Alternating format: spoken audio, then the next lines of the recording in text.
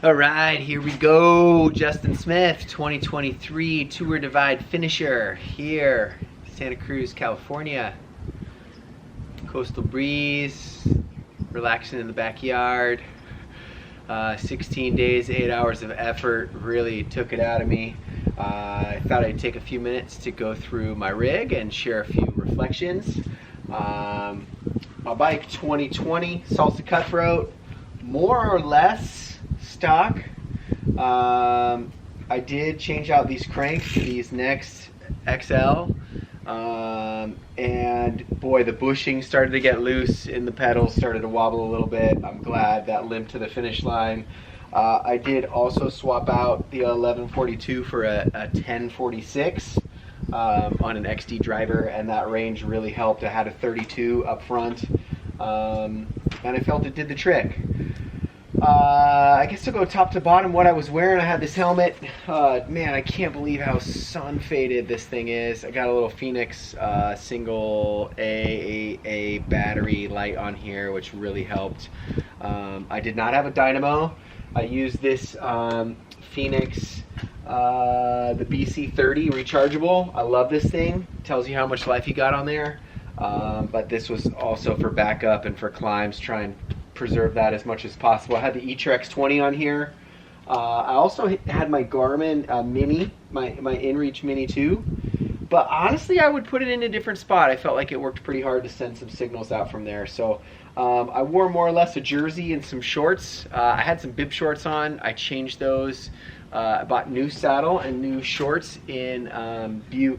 I just wasn't doing the trick. So I had a thin wool, short sleeve wool, and these wool arm sleeves when it was cold. But honestly, these sun sleeves I had ended up being thicker than sun sleeves, and I wore these most of the time, and these, my pads got so thin that I ended up using these as like some extra paddage here on my aero bar setup. And I lost my wool, so I ended up having to wear my backup, which was a long sleeve wool anyway. So you can see I kind of got some overkill with the long sleeves going on. But during the day, I mostly took this off and just had my sun sleeves on. So up front was most of my clothing. I had some Swiftwick socks. I didn't like them. My hands started to get a little numb, my left hand, so I couldn't really get them on and off. So I ended up going with my backup socks, which were these Smart Wools. And wearing them pretty much the last 8 days straight. Bandanas totally helped. Put this, cover my neck once in a while, get it cool, wash your face. But this like front little pocket was mostly my gloves. I had an extra pair of wool gloves. I had these over mitts, which came in handy a couple of times, and I had this little Smart Wool beanie. And then you can tell I love my gloves. I had another pair of like specialized cold weather gloves, but honestly, I wish I had something to cover my hands that weren't so thick and warm when it came down to New Mexico, because it was hot out and my hands started to get some heat blisters on the back. But this was most of my clothing up front. This was a great little Apodura bag borrowed from my buddy who raced in 2017. Easy to get in and out the sides. I had some rain pants, definitely used them a couple of times. I had some leg warmers, and I was on the fence about bringing these. Some people mailed theirs back home. They really came in handy. I've worn them quite a bit in the mornings and at night. Had some waterproof socks, wore them a couple times too, keep your tootsies warm. I had the Outdoor Research helium jacket. I love this thing, man. This really did the trick. Wore that a ton. My puffy jacket, Big Agnes. Wore that a few times too, keep me warm at night. And that was it. So that was my front bag. I had this little stem bag. Most of the time it was my bear spray. I kept my bear spray all the way to the border, but I finally stuffed my bear spray in here. There was enough room to put a couple extra snacks on the long carries.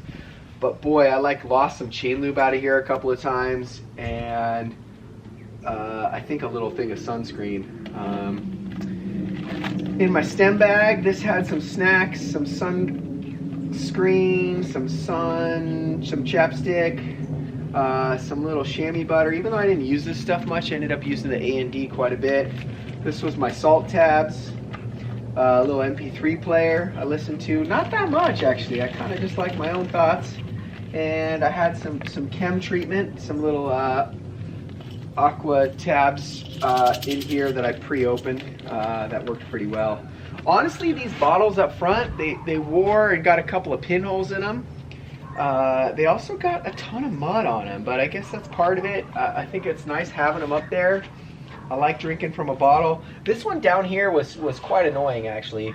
It had a little rubber top that ended up popping off after 800 miles or something. So, you know what I would do is I would fill it, and then halfway through the day I'd like pour it in or make a drink mix out of it. This little jerry can had my first aid kit, a CO2, some toothpaste, and I think I had some other little toiletry stuff in here. I can't remember. But I didn't access that often. This I did. Back here, you definitely need a blinky light. I'll tell you that, especially that Navajo stretch, 120 miles of road at night. Geez, having something